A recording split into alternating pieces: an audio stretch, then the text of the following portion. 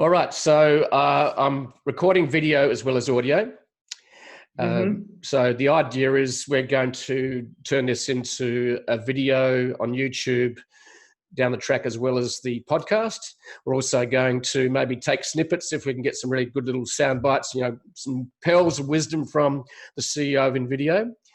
So that's what we're going to do. So the idea is to turn it into maybe 10, 15 pieces of content from audio to video to blog posts. So, all right, so that's what we're going to do. And so it'll be recorded. I already started recording, and my sound and video editors will just sort it all out from here.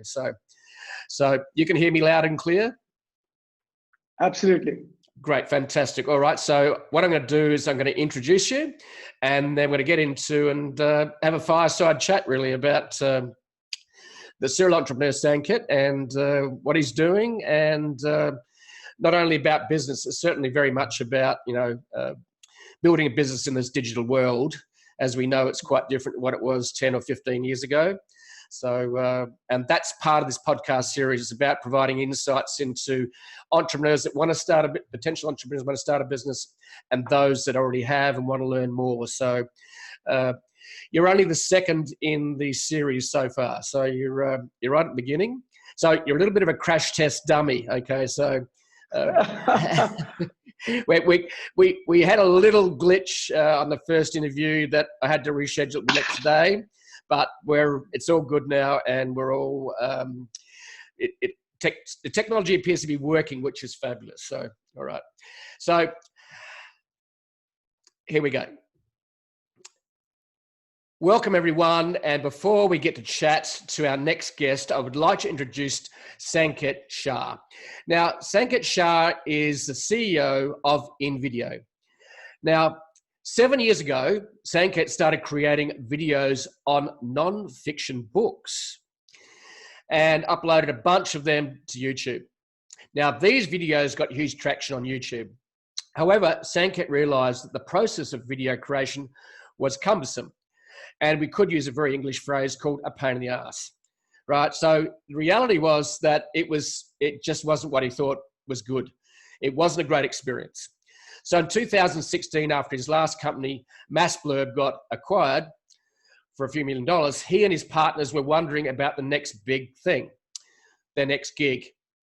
And that's where we actually get to interview Sanket and ask him what he's learned about the previous experience and what he's doing today. So today InVideo is today used by over 100,000 users globally from 150 plus countries, and is funded by Sequoia Capital, one of the stars of Silicon Valley venture capital funds. So welcome to the show, Sanket. It's so great to have you here, and thank you very much for making the time to actually be on the show. So what I'd like to... It's a privilege. Okay. It's a privilege. Thank you. You're most welcome. And what I'd like to ask you is, and part of this series is actually to try and discover what inspires and motivates entrepreneurs to start a business. And then the other bigger part of that equation is not only start, but persist, and also how do they make that work in their life, you know, mixing family, personal, as well as the business. And it's a real balancing act, as we know. And part of the tagline of this business, this podcast, is actually how to win at business and life. Because as we know, it's not all about money. Money's good, but to a certain point, it doesn't produce happiness. So it's great to have you on the show. And so the first question I'm going to ask you is, what motivated you to start your first business? What was the inspiration behind it? I'm glad you asked, right? So right from when I went to college and when I did my schooling, I always thought I was entrepreneurial. I found immense pleasure in ideas, in selling something. So more than the money, the kick has always been about actually doing something, creating value, and then in turn get money. So right from college, I used to teach robotics, ethical hacking in several different colleges across India. And when I moved to the US, my love for that never went down. Right. In fact, that is what gave me the morning kick. That is Okay. what I wanted to do. And it was a bug, to be honest. If I rationalize it, uh, it might not sound pragmatic, but it is just a bug that, hey, you want to go out and keep doing something which is different, because you're challenging the status quo. Because if you start thinking like how a large company can think, you'll never become a large company, you'll never survive. And that is what is most exciting to me, and that is what gives me my morning kick, and that is why I actually do that. I don't think entrepreneurship is a rational choice anyway. Right. So basically, it was about providing value, and then basically what happens from that is then you make money out of that. So adding value and giving to the world first is really what motivated you. So what was the first? So you went to the US. So where did you go? So you did university and college in India. Then you went to the US. Where did you go to college there? So I went to University of Michigan at Ann Arbor. And what happened there was, I of course got enrolled to an engineering program for my master's degree, but I ended up taking a bunch of courses in the business school. Right. And they asked me, they kept saying that, hey, read a book on pricing and read a book on marketing and read a book on macroeconomics. And I said that, hey, it's insane to read so much. How about I could create a 10-minute video summary of that? Right. And that is when, right from the college dorm, I started creating those video summaries and putting it out, and actually got very deviated from my program. Got a $70,000 grant from University of Michigan, and actually almost started pursuing uh, creating videos of books full time while I Right. was still, Okay. yeah. Okay. So that's really fascinating. So you actually sort of uh, discovered that you love business, and you already done that in India. Then you moved to the USA, and then your entrepreneurial streak started to emerge much more actually. University. And this is what's really fascinating about American colleges. They seem to encourage that entrepreneurial spirit. That's what I love about the American entrepreneurial spirit. It's all about making a difference, you know. So as we know, America is sort of like the heartland of capitalism and democracy. So were there any mentors that actually inspired you after you started? So you're obviously inspired to start the business or actually be an entrepreneur. Were there any people like that inspired you that became mentors or basically gave you the motivation? Of course. And it's been a journey, and it has people who might not be very famous as well as people who are very famous that would have an influence on me, particularly here. So, America taught me one thing, and those were my professors. They were serial entrepreneurs. One of them was actually the first investor in Groupon, who actually cut an angel check to the Groupon founders. Wow. And they said that, hey, it's okay to fail, right? If you fail, you're going to find a job. If you fail, you are going to start where you are today. And it's okay. I think India culturally is very different. Right. We don't like failures culturally. America was very open, and that opened my confidence. But a couple of professors had a large influence on me. And I would say I was still a kid then, uh, but they kept pushing and nurturing that spirit. They kept correcting me, but not demotivating me. So those were two professors. I have very large influence from Richard Branson. So Richard Branson has written a book, How I Lost My Virginity, which is actually a biography about his adventures, how he went through things. And I thought that was fascinating. It's a great book. Having, Yeah, yeah, it's a great book. I having, read it recently. So it was correct. very very transparent and actually revealed quite a few things about his life, which makes Richard very authentic. So okay, so that book from Richard Branson was quite a big motivator for you, obviously. Correct, correct. And just imagining that, hey, you can file a suit against a government body, or you can actually negotiate with Gaddafi, and you can go around the world in a hot air balloon is so amazing. And it's super inspiring. And that just kept, and again, right, what happens to an entrepreneur is we go to a sinusoidal wave in terms of an electric signal. So you're positive on a day and then negative and then back positive. Right. But all of this just inspires that, hey, anything is possible if you think about it and work towards it. And your worst or BATNA in terms of management is your next best alternative is actually where you are. So you typically have nothing to lose. So just might as well go for it.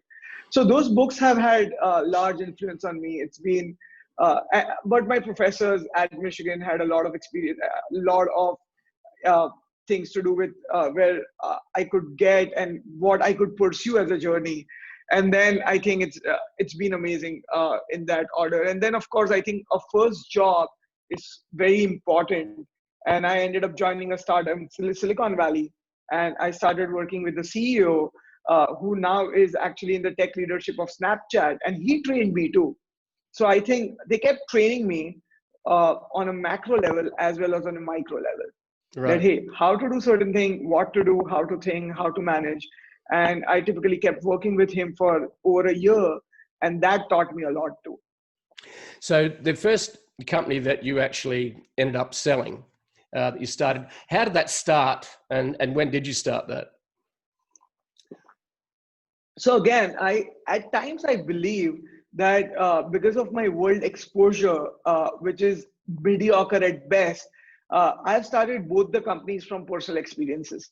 So my father is a small, he runs a small business, and he didn't have a website, and he didn't have all these digital marketing tools, which is why I ended up starting our last company. I said that, hey, small and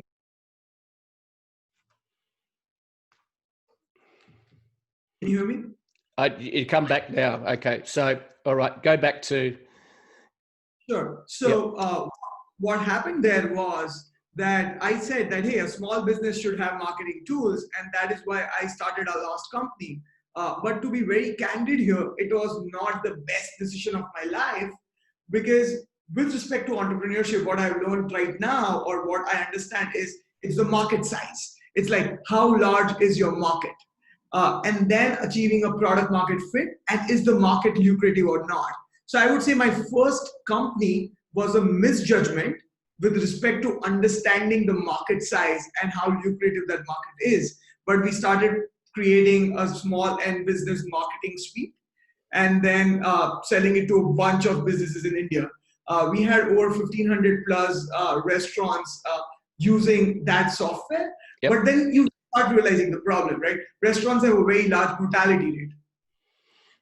So restaurants keep shifting and churning very quickly. If you look at it on a macro level, then 15% of restaurants actually die every single year, Yeah. which means that your business. It Yep. requires hand-holding as well to a restaurant, because you're dealing with a small and medium business who is there only to generate profit for the most part. But that was our first company. We did very well with respect to revenue and scale. So in 19 months, we scaled our revenue very fast because we knew. So it was also to realize that, hey, if such things happen, you want to scale revenue. When you scale revenue, you start getting exit opportunities. And we took the exit opportunity we got because it wasn't the best business to do business in. Right. So it wasn't a large enough market. Is it because of geography, or was it because of the particular category you're in? Both, right? So India till today is very low on recurring payments. So there is no way you can take a credit card and then you can Right. start that person throughout. One. Number two, small businesses worldwide have high churn because they shut down, or the owner thinks that they want to generate more profit and starts cutting costs. Yep. So small businesses across the world are difficult to operate on overall. And if you look at all these companies who work with small businesses, they have very high churn, which means that things don't compound. And if you don't have the right sales model, then you do not have the right gross margin business. Right. So it was too low a margin as well. Is that what you're saying? It would get low margin because you require large client success teams. Right. Okay. So that you sold that after about 2 years. So when did you exit that business? So we spent 2 years building it, and then a year with the acquirer. And of course, once my lock-in was over, I had to move on. I wanted to move on. I was 8 months into it, I was itching to do something again. Right. Okay. So you had the golden handcuffs. You're actually been held to that company for a year after you sold it. So you move on. So the inspiration and idea for InVideo, which looks like from the numbers is just doing really, really well. And you're now talking a global market, aren't you? Correct. So what inspired you to start InVideo? I know you talked about in your intro, we talked about the fact that MassBlurb was your first, university experience about non-fiction books. It was maybe part of the inspiration. So where did the idea for InVideo come? Obviously, you've realized that you needed a global market. You needed businesses that had more money, so and also able to pay. So where did the idea for InVideo come from? And tell me a little bit about InVideo. Sure. So creating videos was very difficult is something that I had already realized when I was converting those books. It is difficult, it is time consuming, it takes a lot of money. And that is the sole motivation why we started InVideo. However, I was more strategic about thinking what kind of business to start, how to do it, is the market size large enough? So there went a lot of research. There went a research that, hey, is there a large company built here? Is there merit to get it online? If yes, why is there merit to get a video creation platform online? Right? So, and then how large is the market? What do we need to build for that? And that is why. So let's say that we created a plan, and I would say to a large extent, we followed that plan throughout last 2.5 years. And the only difference between InVideo and my last company, and this is for the importance of an entrepreneur to know, is that we are 3 times larger than our last business. Right. 3 times larger than our last business already. However, it still feels like it's day zero. It still feels like that we haven't even gotten started. It still feels like that, which means that it's the right business to be in, which makes it very exciting. Now, what does InVideo do, right? At InVideo, we want to empower and encourage everyone who knows how to use a computer and a smartphone to create a great video. What is different is it doesn't matter if the user is a basic video editor or an advanced video editor. Almost like an Excel. We want to allow all of them to be able to create great videos. We are solving 3 problems essentially. The number 1 problem that we are solving here is making sure the interface can be used by everyone. Number 2 is you don't need to go out to find different components that you need to create a great video. You should be able to do it quickly. It should be all plugged in. So that you don't have to use a bunch of different plugins, a bunch of different softwares. Number 3 is we are putting it online. Now imagine today a video editor cannot work from home because all his files are in the work computer. Yes. And the way to do it is actually remove those files out and have a high performing system at home, plug those files in and start creating that video or completing that project again. You don't have the liberty to actually work in the cab or work at home or work on a vacation. You will get stuck if you don't have those Premiere Pro or Final Cut Pro files. Yep. Online has a lot of merit, and our benchmarks were Figma, Canva, and Wix. There's a reason why they build what they build. It is trend. It is understanding the user's pain points and then keeping on building. And it takes time, but things compound. Yep. So technology compounds, what you're doing compounds, and then you see a waterfall effect. Right. So one of the key things you're saying is that having the ability to actually have the technology and the software as a service type platforms sitting in the cloud means that anyone can do it from anywhere. Correct. So suddenly you've changed the game. You've gone from files locked away on a local computer to being in the cloud and easily accessed by anyone. I read a really interesting book by Peter Diamandouros and Kotler recently, and it's a book called Bold. And one of these strategies he talked about that where we get exponential growth is where we go from technology that's hard to use, and then we apply a user-friendly interface. And if you think about it, in 1995, the internet got given a friendly user interface. It was called the browser. So, and this is really interesting is that, and this is going to be fascinating with tech and business over time. we've seen it happen with even with the smartphones, right? With apps, is that you can access this easily. We've seen people being able to publish so easily because they've got a user interface called social media. So what's fascinating is, and we're talking about technologies emerging right as we speak, such as artificial intelligence and machine language. And I think when we get a user interface for artificial intelligence that we can use, that is actually easy for everyone to use, this is when AI is really going to take off, I think. So it was a really interesting insight by Peter Diamandouros in the book Bold, which is basically about exponential technologies. And you're in the middle of that. So can you tell me a little bit about, things like the technologies that you're using to drive and make it easy for people to create, and then also to make the best videos possible? So what are some of the tech that you're using that's emerging in your platform? Correct. So now let's take a step back and understand that browsers were not built, or are still not built, to create things. They are built to read, they are built to consume information. They are not built for heavy things like designing. So what happens is the browser becomes very heavy in layman terms, and the memory that browser can handle versus what is required to create anything designed, including video or UI design on Figma, it becomes very heavy. So what we have to essentially do is, of course, use a bit of machine learning and artificial intelligence, but what we essentially have to do is make that browser compatible. So we have to use the browser, but our technology is almost building a browser on top of a browser that interacts with the machine language code. So that actually goes to the core of your machine, because a lot of things are unusable on a browser. So if you use technologies like SVGs and JPEGs and all of that, what happens is it still makes the browser very heavy. So for a seamless experience, you have to write core level code that gaming guys use.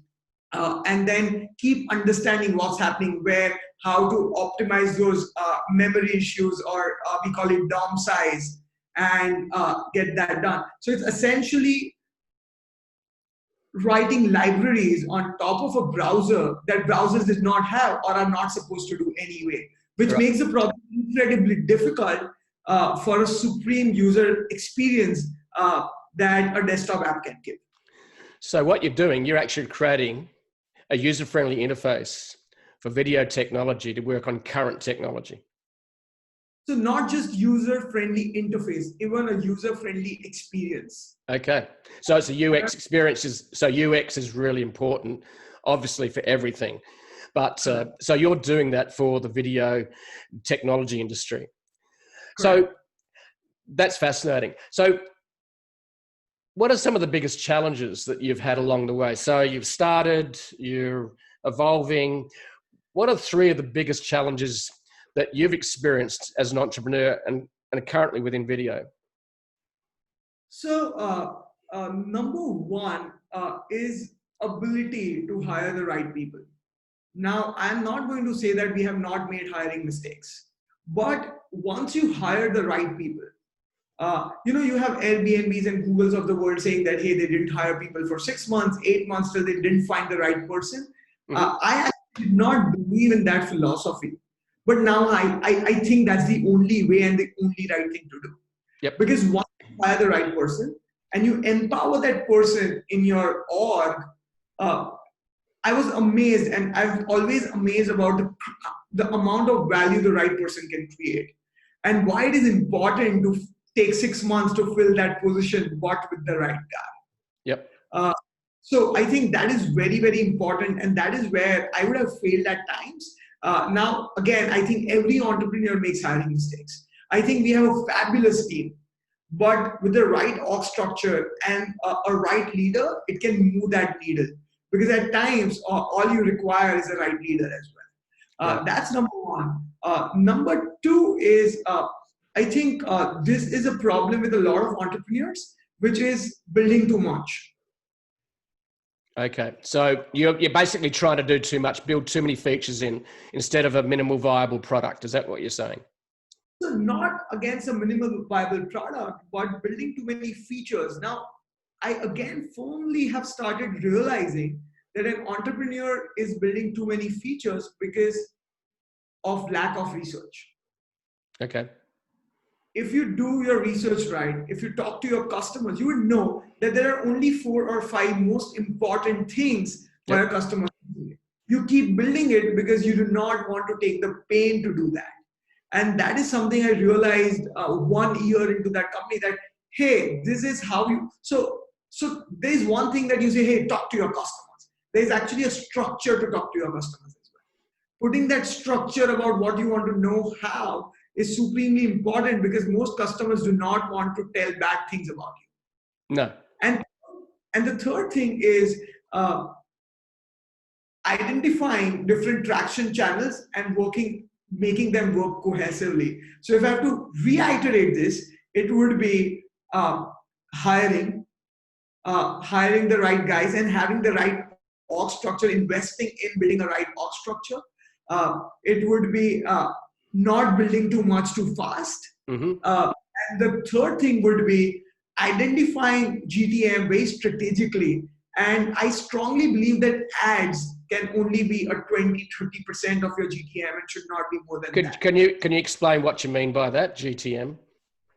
Correct. So go-to-market is often, hey, an entrepreneur would very easily say that, hey, I have, and I'm talking about an entrepreneur who's just getting started. An entrepreneur 4 or 5 years into the journey would appreciate all these things because of multiple failures in that journey. But it's, again, identifying what are your hooks in the product and how can you use it. So number 1, we say is ads. Number 2, we say is SEO. But how is SEO really done? What do you need to do it? What is the plan for it? How do you crack that model? But what is more amazing to me is using GTMs like product-led growth. What can be in my product that can lead to automatic growth? For example, in a freemium model, we say that you can remove the InVideo watermark by sharing about us on Facebook or inviting friends via Google.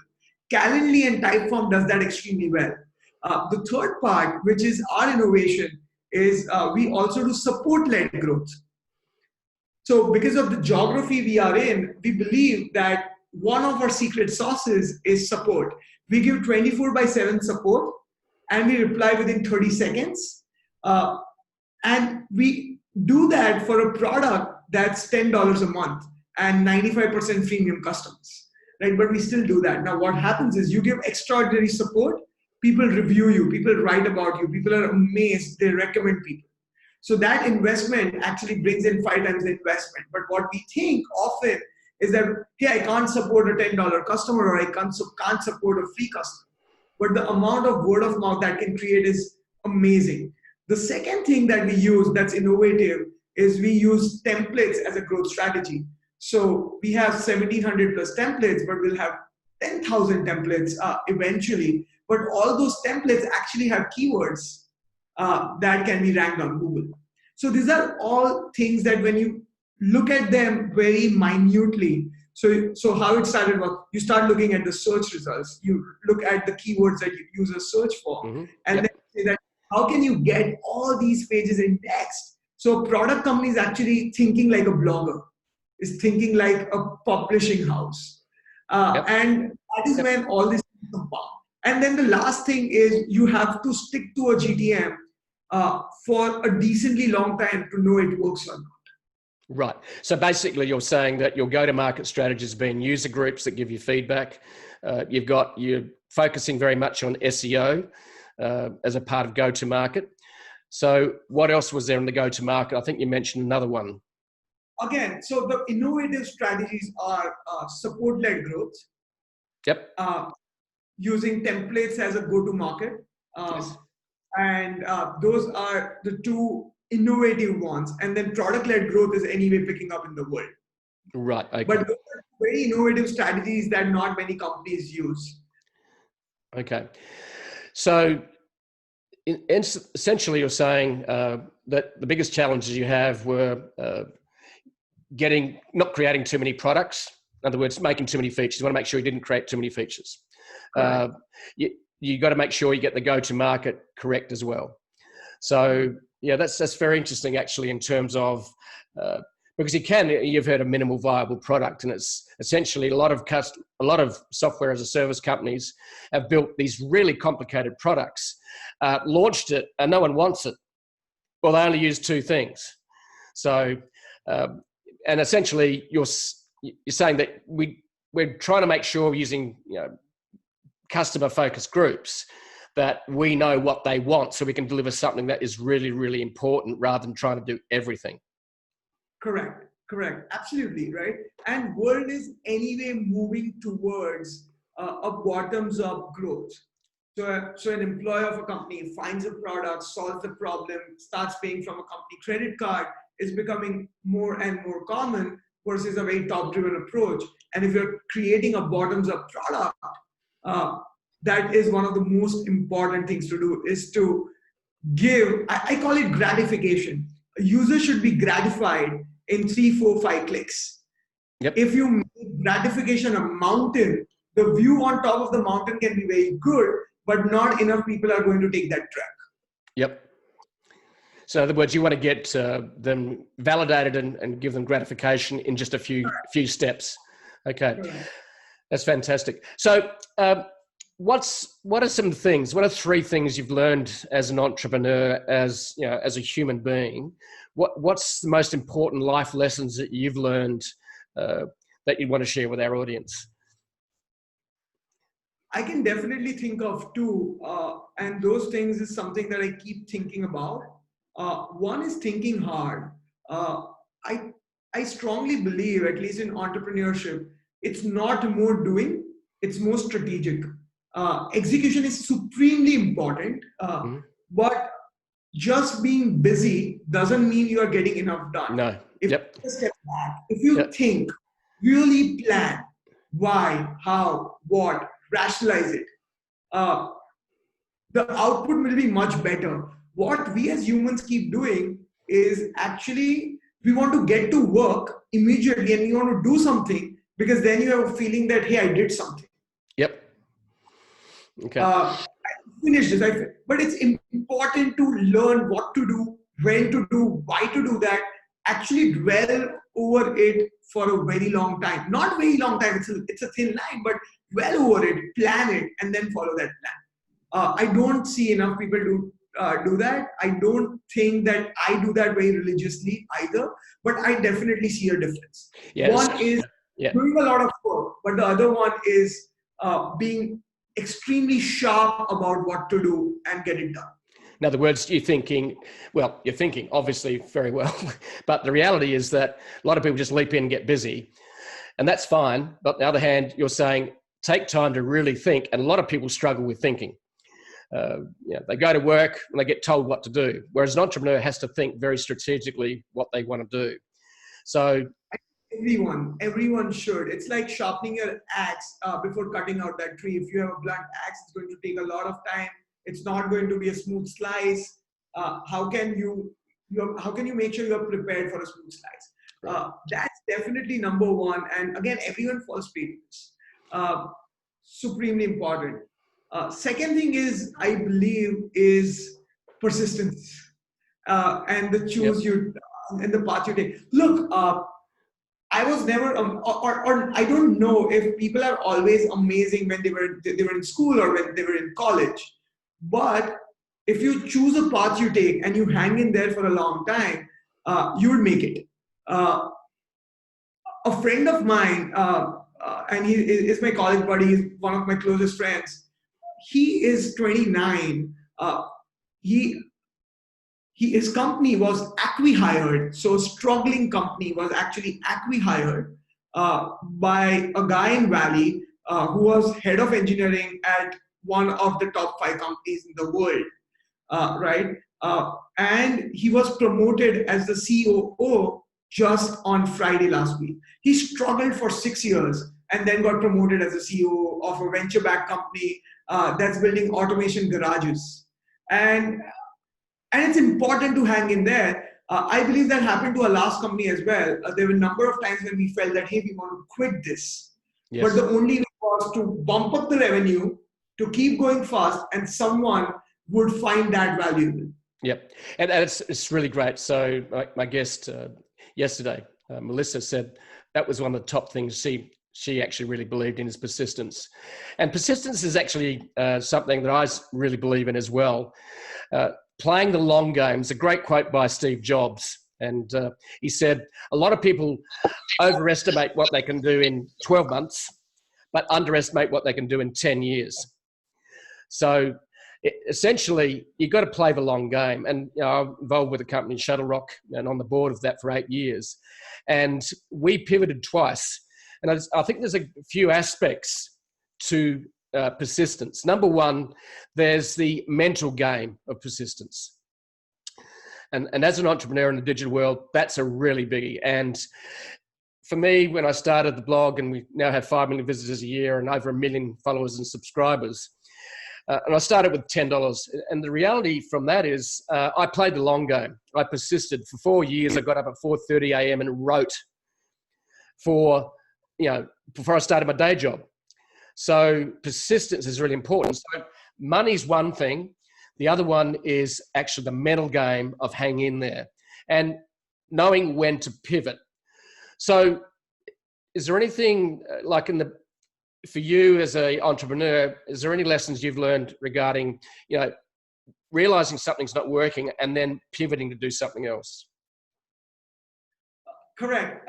Several times. And I think that it can be small pivots as well right? There can be small and large pivots, and you pivot all the time. Things don't work all the time, and it's okay. Things don't work all the time. People don't work. You have to go through large pivots. For example, my last company went through a large pivot of saying that, hey, we'll focus on small and medium businesses to only focusing on restaurants. Yep. But that reduced the market size. So again, if we were more strategic about it and we thought a lot more, we would understand all these functions and why these functions are very important to learn and understand, right? But that was the pivot we went through in the last company. In this company, when we started, our initial thought was that we want to completely automate video production. For the first 2 months, we kept building the core technology. Actually, for the first 4-5 months, we kept working on natural language processing, and then said that, hey, we don't think there are going to be enough takers for this in the market. Can we make it easy for everyone to create a great video? And these pivots are usually strategic decisions, and there's a lot of serendipity. Yes. Yeah. And do you use research and data to actually do those pivots, or is it partly intuition as well? Both. It has to be partly intuitive. It's always like that. We'd have to hire McKinsey or Bain otherwise. That's right. Exactly. Yeah, I think it's part of it is intuition, and the other part of it is research. Right. And Sanket, one other challenge maybe we haven't talked about is funding the business. So can you give us some insights on what your challenges have been on funding a startup? Sure. So since we are backed by Sequoia, there is this decathlon company in Indonesia called Gojek. Mm-hmm. Gojek does everything. It's an amazing company. The CEO, who now is the education minister of Indonesia, I was lucky to meet him 4 months back in Singapore. And he said that, hey, if you were turned down by 15 investors and so you are upset, I have no sympathy for you. Yep. So you have to keep hitting, you have to keep going. There are going to be umpteen rejections, but one person has to bite. One person has to agree that, hey, what you are doing, I have conviction on this, and let's do it. I really see it as a game that, hey, you have to keep hitting the ground. You have to keep going and asking. And look, on our cap table, not many would know, but we have some of the best angel investors in India and in the US. So we have Gokul Rajaram, who actually is called the father of Google AdSense, and then went ahead to build Facebook ad platform. We have Anand Chandrasekharan, who has been chief product officer of multitudes of companies. In India, we would have at least 3 unicorn founders who are investors in our company. But you have to get rejected. You have to keep building those relationships, and eventually it would come. I have a strategy there actually that I keep using. When an investor, when an angel investor especially, I really want, says no, I've done this twice or thrice and it has always worked. I say that, hey, how do I transfer my personal money to your account? You invest that money and I issue shares to you. They always go back and invest. They've never taken my money and they've always invested. Okay. So you just keep, and all these guys are entrepreneurs and they know the power of persistence. Yes. And something like Udemy, right? Udemy was rejected by I don't know how many investors on the Sandal Road, but they kept going and actually built a successful company, in my opinion. Yep. And that keeps happening. Yep. I remember having a conversation with Melanie Perkins, the founder of Canva, which is the global image. Absolutely. Okay. And I remember having a conversation with Melanie, and she's an Australian, by the way, and they got their head office, their offices in Sydney as well as around the world. And Melanie said that I think she wrote or presented to 45 different presentations to raise capital. She might have actually done 45 reinventions of her slide deck.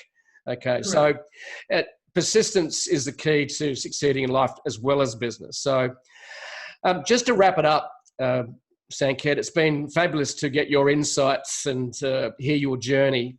So if there's one thing you'd love listeners to know, one thing you'd like listeners to know about, what would that be that you would like them to share?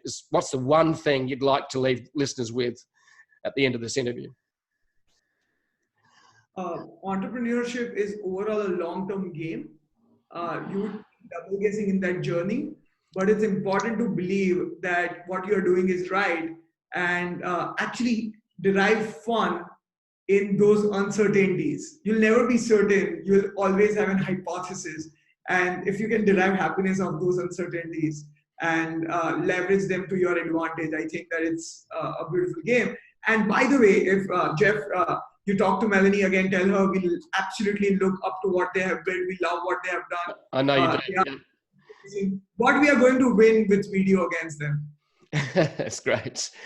So thank you very much, Sanket, for sharing your insight and your experience on the entrepreneur's journey. And as we know, that there's a lot of challenges along the way, but I think one of the best things about being an entrepreneur is that it helps you to be a better human being. And I think one of the first things you mentioned at the start was that you wanted to bring value to the world, and then the money comes from that. And I would totally agree. So what you're doing is bringing great value, and hats off to you and the team. And I look forward to catching up with you soon. So thank you very much for your time, and great to have a chat. All right, we don't have to finish now. So thank you very much, Sanket. It was great. So we've been chatting for 45 minutes. So there you go. Nice. Awesome, Jeff. Jeff, I know there's one thing pending on our contract, which we want to quickly move. Yeah. So let me send that article to you. We have actually been doing the cleanup. So we removed all the blogs that were not good on the website, all of that. Yep. Give me probably another 10 days and we'll close that out. Okay, cool. Fantastic. All right. Well, how big's the team now? How big's the team at InVideo? 50 people. 15? 50. Oh, 50. Okay, right. So that's fantastic. So great to chat, and thanks for your time. I really appreciate it. And this will mostly go out at the end of next month. So your interview number 2, and they will be weekly. So we're interviewing the CEO of Shuttle Rock. Melanie's actually on the list to interview as well. So we've got a bunch. We've got Josh Turner's. We've got there's a bunch of people. We're just trying to help people navigate this fascinating world, both as humans as well as entrepreneurs, and they're the same people, actually, by the way. No, Jeff. No, that's amazing. I'm very, very bullish on this series overall. I think it's going to be headed towards that podcast, How I Built That. So what about the podcast? There's a podcast called How I Built That. I haven't heard of it, no. So there's a famous podcast, if I'm not wrong. It's pretty cool, and I think that I think I've heard of it. So yeah, what I'm at the moment, we're just testing. We're just testing what people want to hear, but the essential simplicity of this is just a 5 or 6 step hero's journey arc. In other words, what inspired you? Who were your mentors? What resources? What are the challenges you had along the way? Then on top of that is, what did you learn and what did you bring back? What was, the insights you learned from this that you can bring back to the world? That's essentially the Star Wars story. So that's what we're really doing as part of this. Yeah. So because it for me, the entrepreneurs, a lot of it's not just hard skills, it's about soft skills as well. And one of those you mentioned was, the ability to build a great team. And that's really, really important. And that's, very important as an entrepreneur to have not only soft skills, but, yes, hard skills, data, tools, technology, great. But if you can't get people to join you on the journey and support you.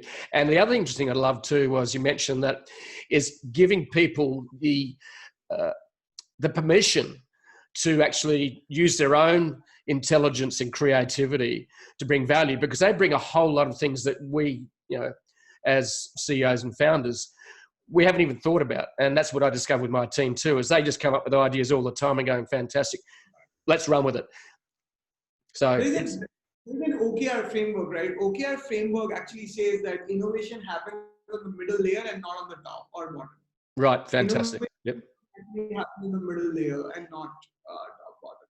Yeah. So okay, it's fantastic. So what you're saying is innovation is not top down driven, but it's driven by the team, and you give them permission to be. Yeah. They know the most of their job, so actually, it happens there. Yep. It's so, what that framework. Yep. Fantastic. Done. All right. Jeff, thank you Great. so much. Thank you very much. Have a great day. All right. You do have a great one. Bye. Bye.